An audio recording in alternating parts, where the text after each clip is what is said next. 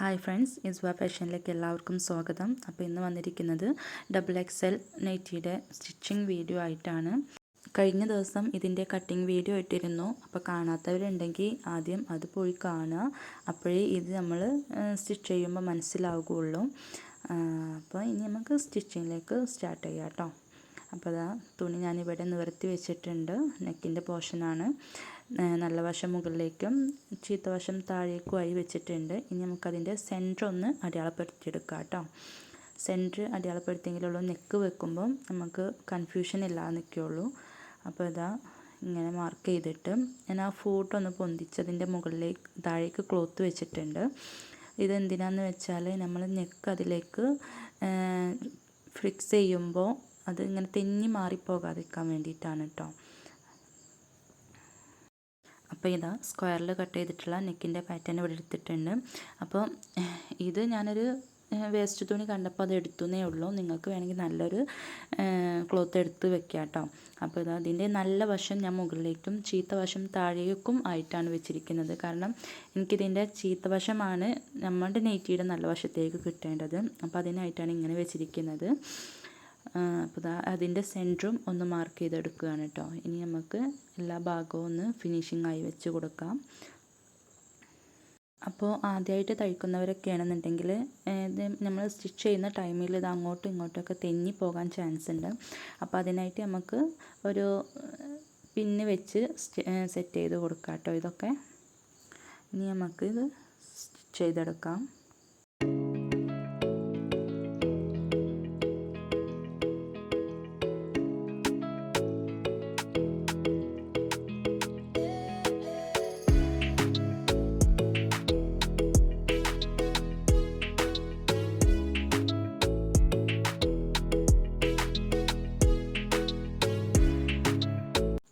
ആ ഒരു ഭാഗം സ്റ്റിച്ച് ചെയ്ത് കഴിഞ്ഞു. ഇനി നമുക്ക് ബാലൻസ് വന്നിരിക്കുന്ന പീസ് ഇതൊന്ന് കട്ട് ചെയ്തെടുക്കാം.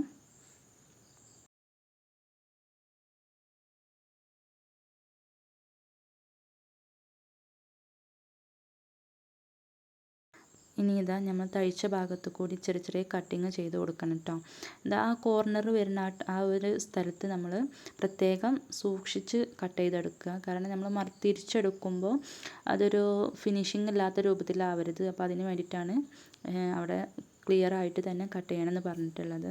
അപ്പോൾ ഈ ക്ലോത്തിനെ ഇനി നമുക്ക് ബാക്ക് വശത്തേക്ക് മറിച്ചെടുക്കാം. അപ്പോൾ അതിന് മുൻപായിട്ട് സൈഡുകളെല്ലാം ഞാനൊന്ന് നമ്മുടെ കൈ വെച്ചിട്ടൊന്ന് പ്രസ് ചെയ്ത് കൊടുക്കുന്നുണ്ട്. അപ്പോൾ നിങ്ങൾക്ക് വേണമെങ്കിൽ ആ ഒരു പോർഷനിൽ തയ്ച്ചെടുക്കാം കേട്ടോ, സ്റ്റിച്ച് ചെയ്ത് കൊടുക്കാം. ഞാനിപ്പോൾ അത് ചെയ്യുന്നില്ല. ഡയറക്റ്റായിട്ട് ആ ഒരു തുമ്പിലൂടെ തയ്ച്ച് കൊടുക്കുകയാണ് ചെയ്യുന്നത്. അപ്പോൾ ഈ ഒരു അറ്റത്ത് കൂടി നമുക്ക് അവിടെ ആ ഭാഗങ്ങളൊക്കെ ഫിനിഷിംഗ് ആണോ എന്ന് നോക്കിയിട്ട് ആ ഒരു സൈഡിലൂടെ നമുക്കൊരു സ്റ്റിച്ച് കൊടുക്കാം.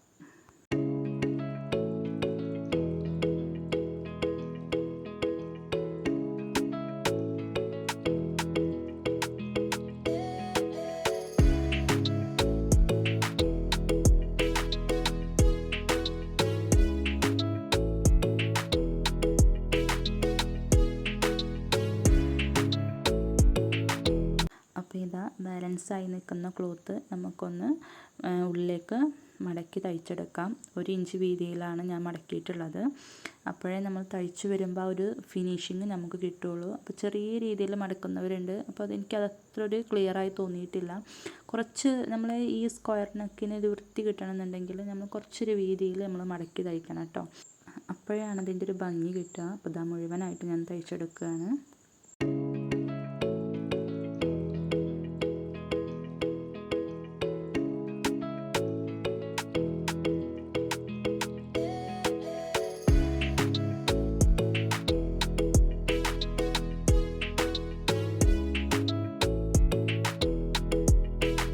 നമുക്ക് ബാക്ക് നെക്ക് തയ്ച്ചെടുക്കാം. അപ്പോൾ അതിനായിട്ട് ഞാനൊരു ക്ലോത്ത് എടുത്തിട്ടുണ്ട്. അപ്പോൾ അതും ഞാൻ ഫ്രണ്ടിലെ നെക്ക് തയ്ച്ചതുപോലെ തന്നെ നല്ല വശം ഉള്ളിലേക്കാക്കി മടക്കി വെക്കുകയാണ്. ഇത് ക്രോസ് പീസ് ഒന്നുമല്ല, സാധാ ഒരു പീസ് ഞാൻ കട്ട് ചെയ്തിട്ടുള്ളതാണ്.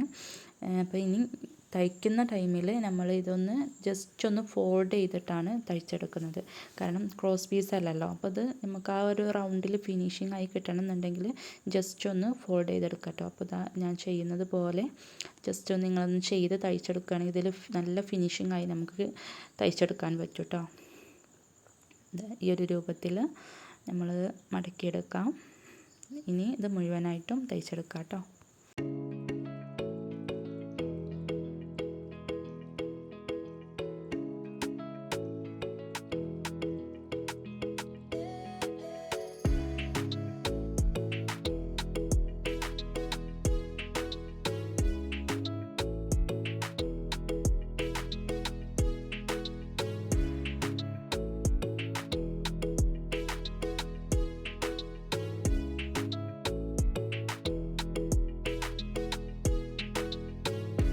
ഇതാ നെക്ക് തയ്ച്ച് കഴിഞ്ഞിട്ടുണ്ട്. അപ്പോൾ ഇതാ ചെറിയൊരു രീതിയിൽ ഞാൻ കട്ടിങ്ങും ചെയ്തിട്ടുണ്ട്.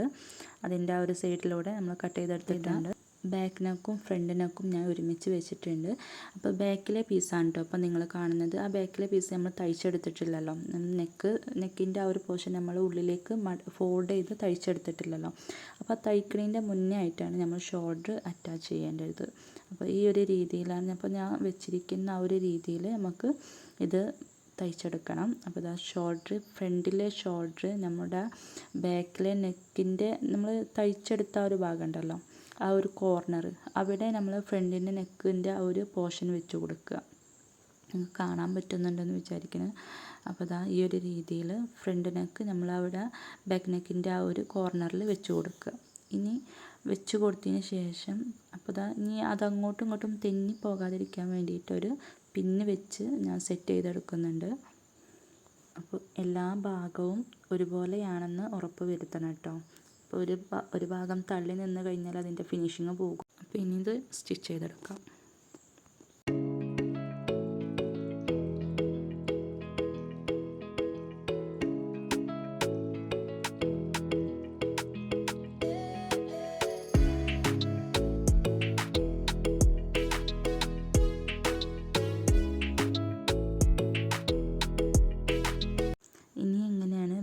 നെക്ക് മറിച്ചെടുക്കുന്നത് നോക്കാം.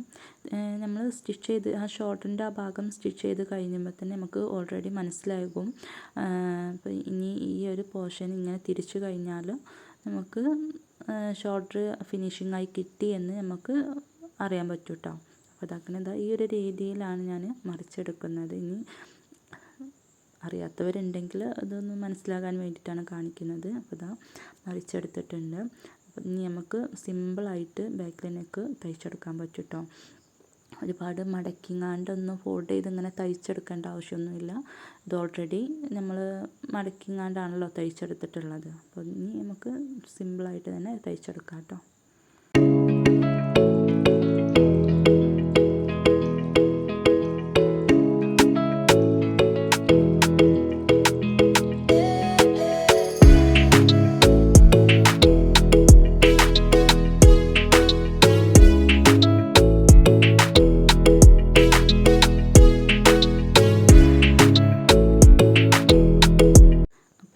നെക്കിൻ്റെ ഈ ഒരു ഭാഗങ്ങളെല്ലാം നമ്മൾ സ്റ്റിച്ച് ചെയ്തെടുത്തിട്ടുണ്ട്.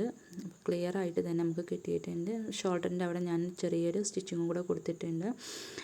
അപ്പോൾ ഇനി നമുക്ക് സ്ലീവ് അറ്റാച്ച് ചെയ്യാം. സ്ലീവിൻ്റെ വീഡിയോ ഇതിൽ മിസ്സായിപ്പോയി. അപ്പോൾ അത് എഡിറ്റ് ചെയ്യുന്ന ടൈമിലാണ് കേട്ടോ ഞാൻ ആ വീഡിയോ ഇതിൽ നിന്ന് ഡിലീറ്റായി പോയി എന്ന് അറിയുന്നത്. അപ്പോൾ നിങ്ങൾ സ്ലീവെല്ലാം അറ്റാച്ച് ചെയ്ത് ക്ലിയർ ആക്കി എടുക്കുക. അപ്പോൾ ഇതാ സ്ലീവ് അറ്റാച്ച് ചെയ്തതിന് ശേഷം നമുക്ക് ഈ നൈറ്റിയെ 4 ആക്കി ഇങ്ങനെ മടക്കി വെച്ച് കൊടുക്കാം. നമ്മുടെ ചെസ്റ്റ് വണ്ണും വേസ്റ്റ് വണ്ണൊക്കെ അടയാളപ്പെടുത്താൻ വേണ്ടിയിട്ടാണ്. അപ്പോൾ ഈ ഒരു നൈറ്റി എടുത്ത് ഞാൻ അതിൻ്റെ മുകളിലേക്ക് വെച്ച് കൊടുത്തിട്ടുണ്ട്. അതും 4 ആക്കി ഫോൾഡ് ചെയ്ത് വെച്ചിട്ടുള്ളതാണ്. നല്ല വശമാണ് ഞാൻ മടക്കി വെച്ചിട്ടുള്ളത്. ചീത്ത വശം ഒരിക്കലും നമ്മൾ കട്ട് ചെയ്യുമ്പോൾ നമുക്ക് ചീത്തവശം വെച്ചാലും നമ്മൾ തയ്ച്ചെടുക്കാൻ വേണ്ടിയിട്ട് ഇളക്കുമ്പോൾ ഒരിക്കലും ചീത്തവശം വെച്ച് കൊടുക്കരുത്. നല്ല വശം വെച്ചിട്ട് തന്നെ വേണം നമ്മൾ അളവെടുക്കാൻ. അപ്പോൾ ഈ ഒരു രീതിയിൽ എല്ലാ ഭാഗങ്ങളും ക്ലിയർ ആക്കി വെച്ചിട്ട് നമുക്ക് ഇങ്ങനെ മാർക്ക് ചെയ്തെടുക്കാം കേട്ടോ. അതിന് ചാരി മാർക്ക് ചെയ്യേണ്ടതില്ല. കാരണം നമുക്ക് കുറച്ചൊരു ലൂസ് വേണമെന്നുള്ളവർ ഒരു 1/4 ഇഞ്ച് വിട്ടിട്ട് വേണമെങ്കിലും മാർക്ക് ചെയ്തെടുക്കാം കേട്ടോ. അപ്പോൾ ഇത് ഞാനൊപ്പം തന്നെയാണ് മാർക്ക് ചെയ്തിട്ടുള്ളത്. ഓൾറെഡി ലൂസുള്ളൊരു നെറ്റിയാണ്. അപ്പോൾ ഈ രീതിയിൽ തന്നെ എനിക്ക് മതി എന്ന് കരുതിയിട്ടാണ് ഞാനിങ്ങനെ മാർക്ക് ചെയ്തിട്ടുള്ളത്. അപ്പോൾ നിങ്ങൾക്ക് അത് കുറച്ച് ലൂസ് വേണം എന്നുണ്ടെങ്കിൽ അതിൻ്റെ കുറച്ച് തൊട്ടിപ്പുറത്തായിട്ട് മാർക്ക് ചെയ്തെടുക്കുക. ഒരു 1/4 ഇഞ്ച് വിട്ടിട്ട് മാർക്ക് ചെയ്തെടുക്കാം കേട്ടോ. അപ്പം താഴെ വരെ ഇങ്ങനെ മാർക്ക് ചെയ്തെടുക്കുകയാണ്. സ്ലീവും ചെസ്റ്റും വേസ്റ്റും എല്ലാം ഞാൻ ഇപ്പോൾ മാർക്ക് ചെയ്തിട്ടുണ്ട്. ഇനി ഇത് നമുക്ക് സ്റ്റിച്ച് ചെയ്തെടുക്കാം കേട്ടോ.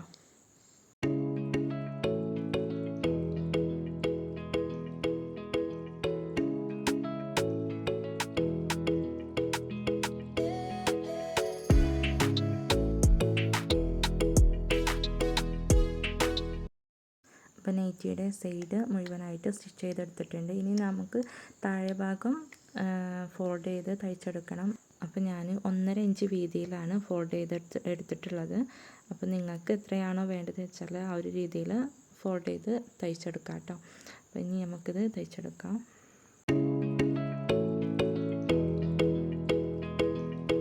അപ്പം അങ്ങനെ നമ്മുടെ നെറ്റിയുടെ എല്ലാ പോർഷനുകളും നമ്മൾ തയ്ച്ചെടുത്തിട്ടുണ്ട്. എല്ലാ ഭാഗങ്ങളും ക്ലിയർ ആയിട്ട് തന്നെ തയ്ച്ചെടുത്തിട്ടുണ്ട്. അപ്പോൾ ഇനി നെറ്റ് തയ്ക്കാൻ അറിയില്ല എന്നാരും പറയരുത്. വളരെ സിമ്പിളായിട്ട് സ്ക്വയർ നെക്കിലാണ് നെറ്റ് തയ്ച്ചിട്ടുള്ളത്. അപ്പോൾ എന്തെങ്കിലും ഡൗട്ടും കാര്യങ്ങളും ഉണ്ടെങ്കിൽ നിങ്ങൾ കമൻറ്റ് ബോക്സിൽ ചോദിക്കണം. എനിക്കറിയാവുന്നതാണെങ്കിൽ ഞാൻ പറഞ്ഞു തരും. അപ്പോൾ ഇനി എല്ലാവർക്കും വീഡിയോ ഇഷ്ടമായെങ്കിൽ സബ്സ്ക്രൈബ് ചെയ്യണം, സപ്പോർട്ട് ചെയ്യണം. അപ്പോൾ ഇനി കൂടുതൽ വീഡിയോസുകളുമായി വരുന്നത് വരെ എല്ലാവർക്കും അസ്സലാമു അലൈക്കും. ബൈ.